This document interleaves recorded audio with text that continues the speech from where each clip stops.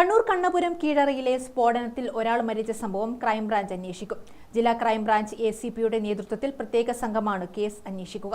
സ്ഫോടനം നടന്ന വീട് വാടകയ്ക്കെടുത്ത അനൂപ് മാലിക്കിനെതിരെ പോലീസ് കേസെടുത്തിട്ടുണ്ട്. സ്ഫോടക വസ്തു നിയമപ്രകാരമാണ് കേസെടുത്തിരിക്കുന്നത്. 2016 കണ്ണൂർ പൊടിക്കുണ്ടിലെ വീട്ടിൽ സ്ഫോടക വസ്തു പൊട്ടിത്തെറിച്ചുണ്ടായ കേസിലെ പ്രതിയാണ് അനൂപ് മാലിക്. സംഭവ സ്ഥലത്ത് നിന്നും പൊട്ടാത്ത നാടൻ ബോംബ് പോലുള്ള വസ്തു കണ്ടെടുത്തിട്ടുണ്ട്. കണ്ണൂർ ചാലാട് സ്വദേശി മുഹമ്മദ് ആഷാമാണ് മരിച്ചതെന്ന് Kannur city police commissioner Nithin Raj IPS മാധ്യമങ്ങളോട് പറഞ്ഞു. അനൂപ് മാലിക്കിന്റെ ബന്ധുവാണ് ഇയാൾ. അനൂപിനായി അന്വേഷണം തുടരുകയാണെന്നും പോലീസ് അറിയിച്ചു. ഉത്സവത്തിന് ഉപയോഗിക്കുന്ന ഗുണ്ട് പോലെയുള്ള സ്ഫോടക വസ്തുക്കളാണ് സ്ഫോടനം നടന്ന വീട്ടിൽ നിർമ്മിച്ചിരുന്നത്. ഇതിന്റെ നിർമ്മാണത്തിന് ലൈസൻസ് ഉണ്ടായിരുന്നില്ല. സംഭവത്തിൽ കൂടുതൽ അന്വേഷണം ആവശ്യമാണെന്നും കണ്ണൂർ സിറ്റി പോലീസ് കമ്മീഷണർ കൂട്ടിച്ചേർത്തു. കണ്ണപുരം കീഴറയിലെ വീട്ടിൽ ശനിയാഴ്ച പുലർച്ചെ 2 മണിയോടെയാണ് സ്ഫോടനം നടന്നത്. സംഭവത്തിൽ വീട് പൂർണ്ണമായി തകർന്നു. സ്ഫോടനത്തിന് പിന്നാലെ ശരീരാവശിഷ്ടങ്ങൾ ചിന്നിച്ചിതറുകയായിരുന്നു.